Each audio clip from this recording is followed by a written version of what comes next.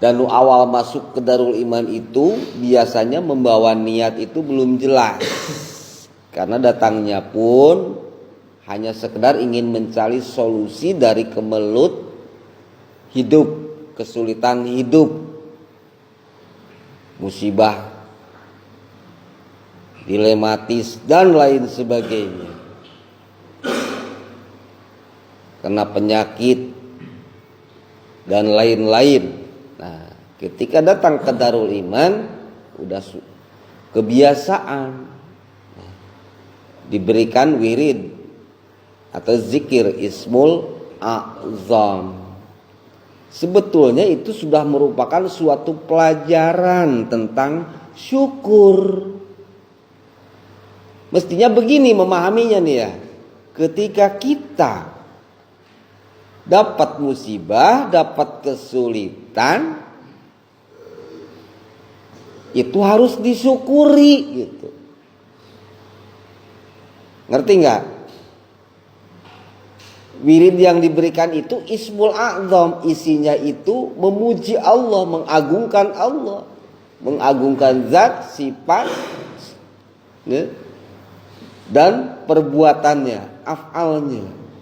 Itu artinya kita memuji. Memuji itu bentuk syukur. Makanya syukur bitauhid wa ta'at.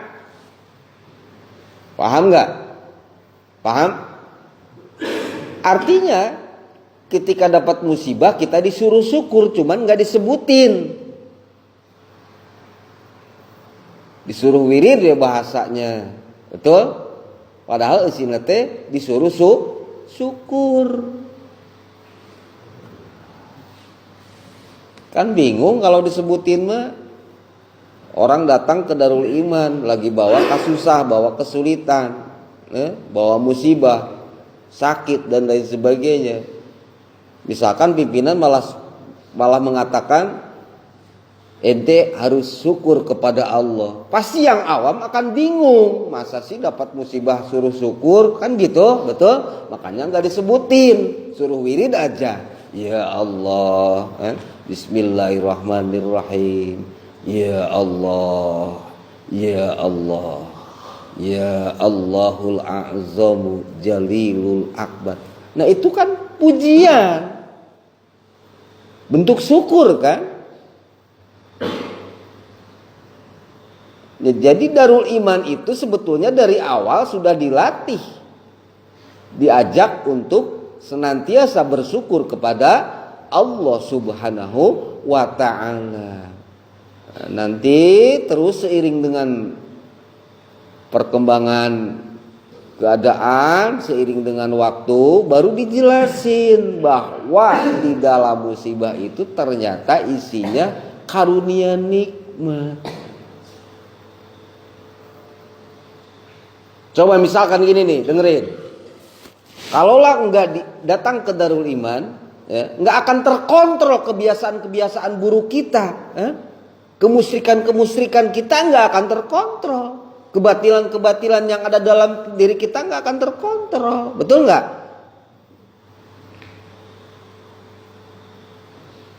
Nah, dengan ketemunya kebatilan-kebatilan tersebut, kemusyrikan-kemusyrikan kita, alhamdulillah. Jadi yang awal datang itu lebih mengutamakan dulu selesainya musibah, selesainya masalah-masalah. Itu yang awal datang pasti begitu. Makanya gak heran begitu beres musibahnya, sembuh penyakitnya, berhenti wiridnya. Karena memang tujuannya itu. Nah diharapkan yang berlanjut ini luruskan kembali niat dan tujuan yang sebenarnya, tajdidun niat. Sebab kalau enggak demikian nanti terus salah, tujuannya hanya sebatas ranah-ranah duniawi, materi duniawi, bukan ilmu nantinya. Makanya kalau ada masalah datang curhat ke pimpinan. Kalau enggak ada masalah mah diam-diam aja. Itu ilmu nanti enggak akan dapet. amal nggak akan bertambah. Kedewasaan kita juga dalam masalah ruhani juga nggak akan meningkat. Terus ya jadi paud bubudakeun. Kalau kita diberi oleh Allah, ya, ketika kita berdoa bermunajat kepada Allah, apa yang kita minta diberi, kita merasa senang, kita merasa gembira. Kalau apa yang kita minta belum juga diberikan, kita merasa sedih, terus kita bingung. Banyak mengeluh. Itu kan bubudakeun. Jadi ibadahnya itu terus kayak begitu, mengharapkan imbalan dari Allah. Padahal bisa ibadahnya pun sebetulnya itu sudah merupakan karunia nikmat yang sangat besar. Ngerti ya?